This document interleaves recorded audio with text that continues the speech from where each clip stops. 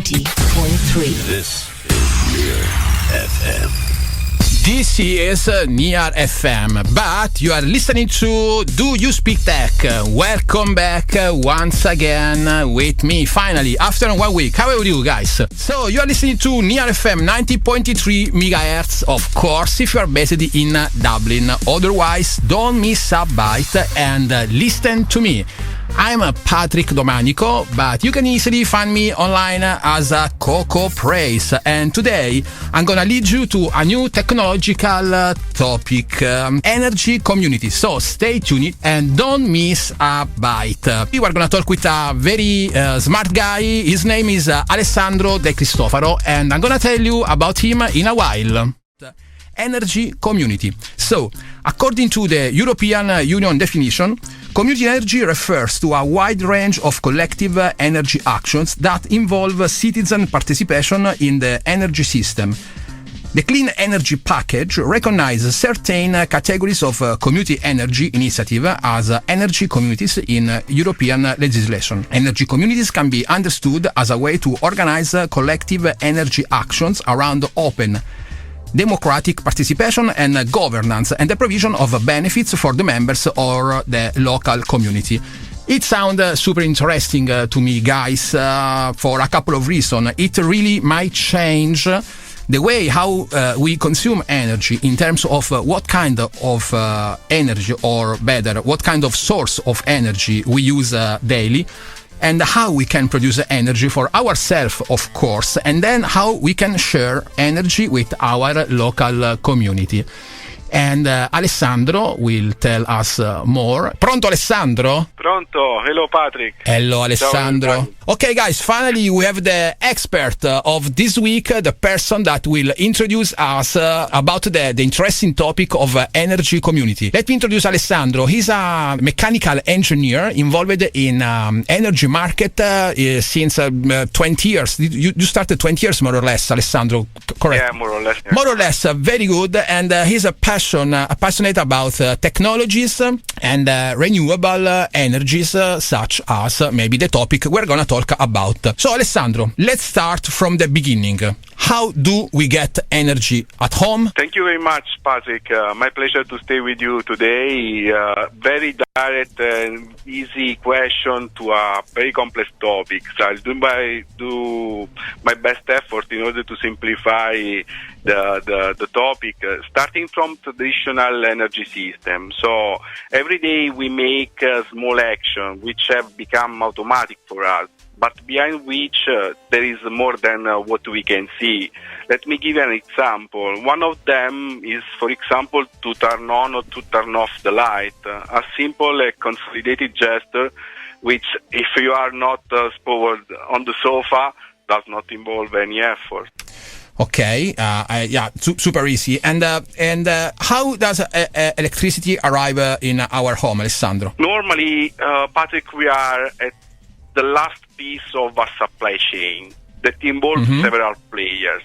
5, more or less, are the steps that the electricity must pass before reaching our homes. Starting from the production, there's the wholesale market, transmission, distribution, and finally the retail contract.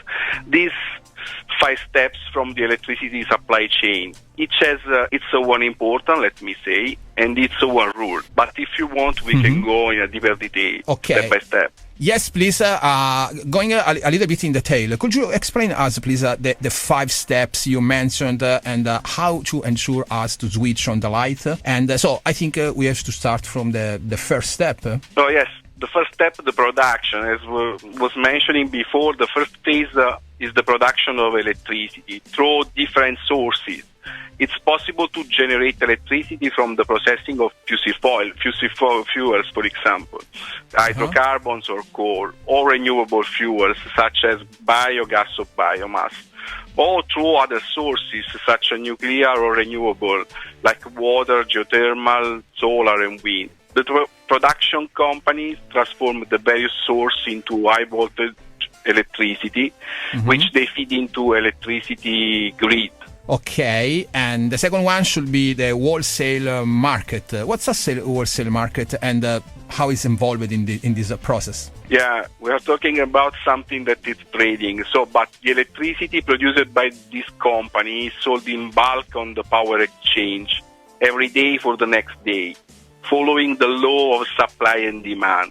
Negotiation is handled on hourly basis and follow the marginal price system. That is the price established on the most expensive offer among those accepting on the day. The markets are regulated at the European level, Patrick. Each country is characterized by an internal organization, but major part of the countries at the European level are connected in a system that we call the market coupling. And I assume at this stage we have the transmission and dispatching steps. Correct? Yes, for sure. The electricity produced is then fed into the national electricity grid and transmitted to the distributor.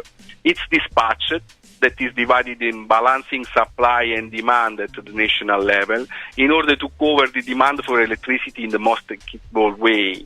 Dispatching in Italy, for example, is managed exclusively by TSO, that is a transmission system operator, Terna, that's a company which coordinates the power line. An important task of dispatching is to keep voltage and frequency fluctuation under control, which only admits a very slight fluctuation. It's very important to avoid blackout, for example, or imbalances on the network. Okay, and finally, I think we have the final steps of the distribution. Yeah, this is the last mile, no, in order to reach the electricity in our homes. So electricity reaches the distribution company that are involved in connecting homes, office and public and private companies to the network. It's a stage that meters for measuring consumption are installed. However, before delivering the electricity to the citizens, it's necessary to reduce its power and then transform it from the high voltage to the medium-low voltage based on the type of use. Finally, to get the electricity to our home, we must enter into a contract with a sales company or supplier. This company buys energy on the wholesale market that we were talking about before, or directly from the producer and resell it to the customers. And can I ask you, for example, what's the evolution of the system? Very, very interesting question, let me say. This is Thank a you. window on the future.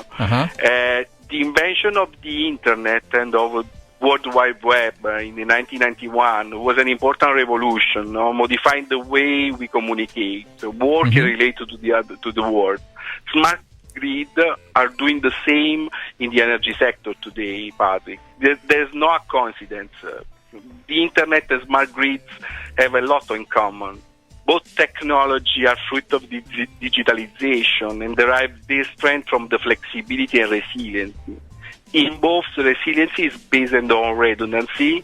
In other words, the ability of one part of the network to replace the others, ensuring in every situation information and the energy reach to the recipient. Technically speaking, in electrical engineering, a smart grid is a set of information network and an electrical distribution network in such a way as to allow the electrical network to be managed in an intelligent way under various aspects of function or efficiency for the distribution of electricity and for more rational use of the energy, while minimizing any overload or variation in the electrical voltage around its nominal value. Well, Alessandro, I would say that from my point of view, everything is super interesting, especially because, as I said at the beginning of this episode of Do You Speak Tech, I think more or less is gonna involve our lives, I think, very soon. So, Alessandro, we were talking about smart grids and how the smart grid might improve our lives in terms of efficiency. Can you tell us more about this concept? Yes, Patrick. We were talking about smart grid. Let me say, again, there's a very similarities between the Internet and smart grid. So, Internet and smart grid, in fact, have many things in common. Both network are decentralized and branching in a capillary way. The internet is based on millions of small computers connected to each other. On the other side, the flexibility of smart grid allows you to draw energy not only from the large power plants, but also from the individual customer who self-produce it through the power plants, for example, photovoltaic or other generation, located inside the owned by them. Furthermore, both the networks are interactive. In traditional electric ones that we were talking about before, the flow goes in one direction only, from the utility to the final consumer. The smart grid, on the other hand, is characterized by a bidirectional flow, from the utility to the user and vice versa, more or less like the data flow in the internet. The flow are also guided in both cases by control system, computers and new technology that work together to respond quickly to the changing demand coming from the network. Can we say that all those technologies, internet and the rest of the technologies that you are talking about are bringing us towards what is called smart cities? Oh yes, Patrick, this is an important topic. So let me say the smart grid is an enabler for the smart city that are the cities of the future. Resiliency and flexibility makes smart electricity grids essential for the smart city. You have to know that it's expected that by 2050, around 70% of world population will live in urban areas. That energy demand will soar, and that around 80% will come from renewable sources.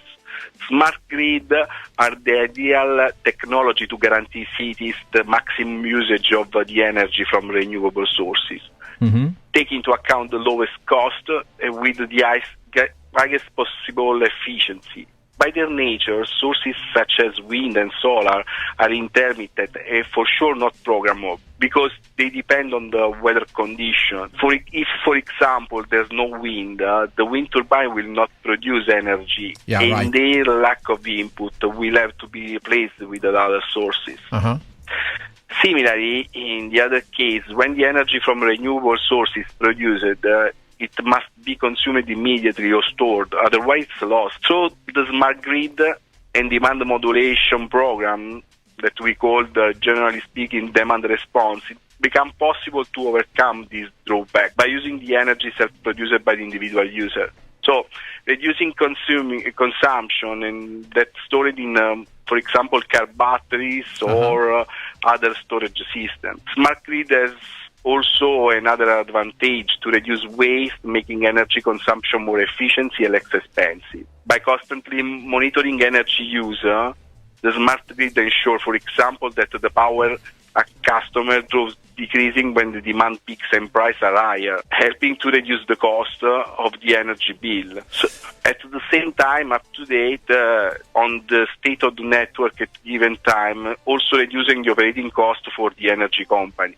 Before the break, I think we were talking about an important element involved in the process of smart cities, community energies, and everything related to the topic we are talking about today. And there are smart meter. They should be correct, Alessandro? Oh yes, Patrick. So it's a particular device, let me say, strictly connected to the smart grid. So it's a feature of the smart grid that proves extremely valuable due to the fact that thanks to the smart meter, we can catch the flow of data in real time. So smart meters, one of the key factors in giving this view for the internet of the electricity, provide continuous information on the customer energy consumption, allowing utilities to offer advanced services such as a billing tailored to the individual user. The customer also on the other side has at his disposal all the information necessary to configure how to use energy useful for keeping of cost of bills as low as much as possible. The availability of the real-time data allows utility to more easily avoid blackouts that we were talking about or other malfunction than in the past, and so to quickly restore power should they occur. A fundamental factor for the security of network, especially in a historical phase like that, where there's climatic phenomena that could implicate some construction on the grid. So using the smart meter, it will be possible to reduce this constraint on this type of topic, extremely dangerous for the balancing of the energy into the grid. Okay, so you were talking about the smart meter, and I was thinking about the meter, especially when I was young, during my student age, that every time when you don't pay the bill, so especially in Italy, they used to, I don't know, block the meter. So now I assume with the smart, sorry, my bad.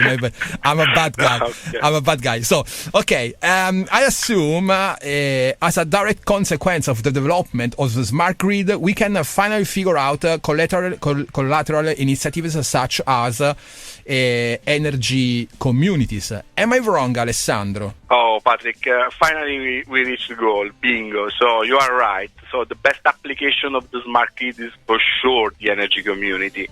That can be understood as a way to organize collective energy action around open and democratic participation, so with benefit for the members and the local community. Let's try to talk about energy community. Okay, go ahead. Let's talk about community energy. I'll try to simplify the concept behind that. So an explanation in a simple word is, let's try to imagine a vegetable garden, like those that the various people take care as an hobby, and also to guarantee fresh and cheap vegetables and fruit produced at home, often sold to the others when they are more than necessary. Basically, it will be possible to have a garden that can provide energy. Citizens can provide energy, consume and sell renewable energy produced by power plant installed at their home. The plant must be connected to the public grid through the same transformer substation from which the community also draws the rest of the energy it needed. The structure of the local energy community in Europe varies from the small local community and the neighbor producing their own renewable energy locally to the larger project where the external actor, like a power company or contractor, establish a local energy community to save money on the services that they offer. Solar panels and wind turbine are the most common production unit in the local communities. Hydropower is also used, as well as bioenergy and diesel generator. But for sure, the core of the community is the production of renewable. For storage, batteries and electric vehicles are common in the community. So you have to imagine the interconnection of different pieces. Some of the community had an internal management and control system. Most of them generate and consume energy and transfer any surplus to the grid. In synthesis, the energy community are legal entities that are involved in the power production, distribution and use, and which have a goal to provide the local community with the environmental, economic and social benefit. So far, the most important example in Europe are in Denmark and Germany. They will also increase in Italy because it's expected that the energy community installed renewable power plant will increase a lot in the coming years. And the energy produced is consumed on site, stored in a storage system also. The community will promote also efficiency, smart home and and home automation, so technology for the rational use of energy and the creation of jobs connected clearly in increasing of the energy community. So what we can see, an important motivation for all the community is the project to for the climate and environmental by producing and consuming more renewable energy. Finally, Patrick, local energy community have also economical and social consequences, as I was saying before.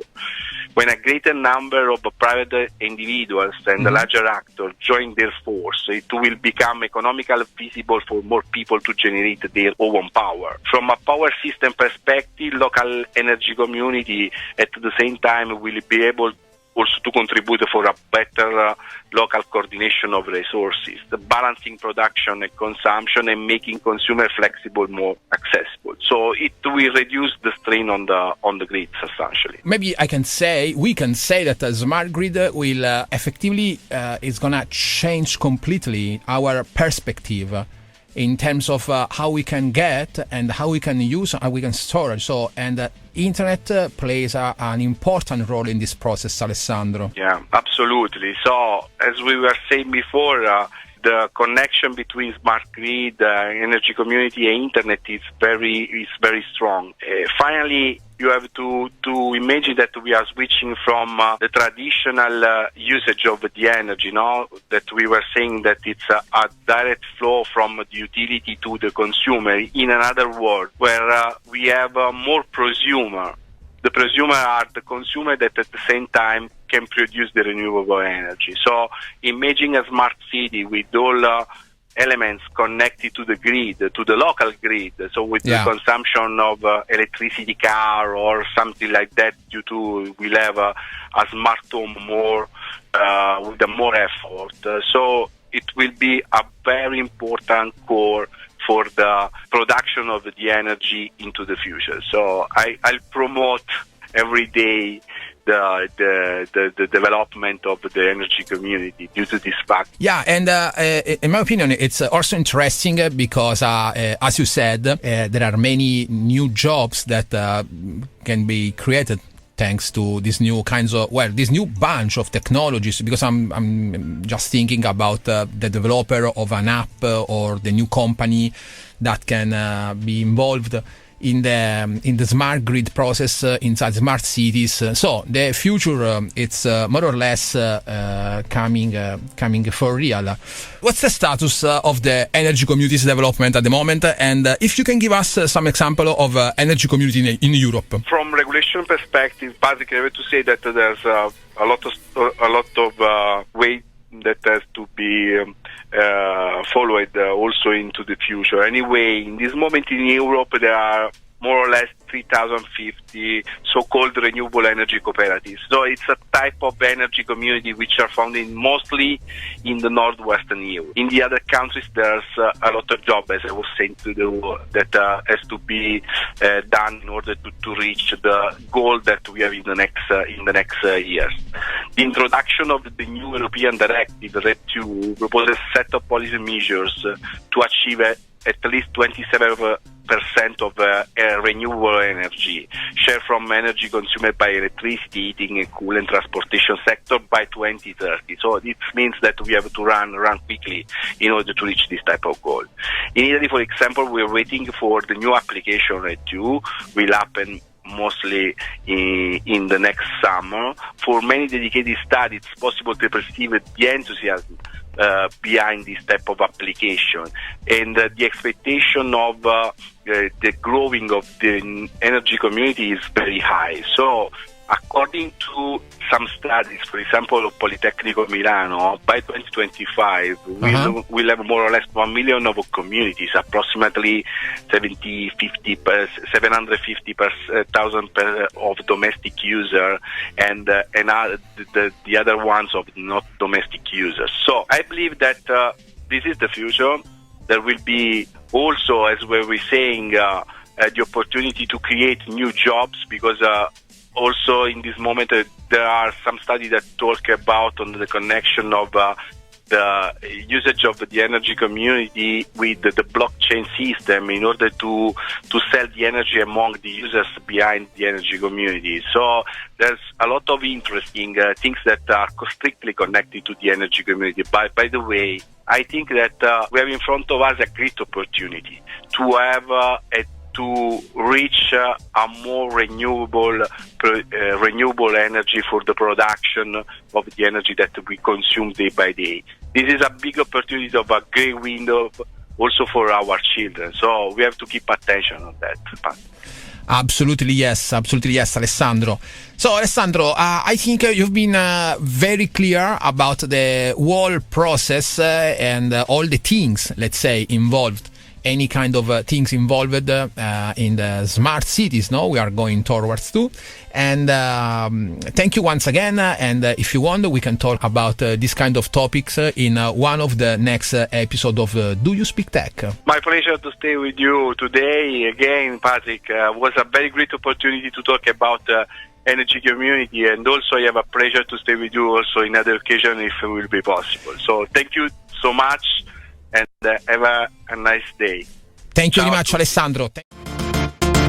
Do you speak tech?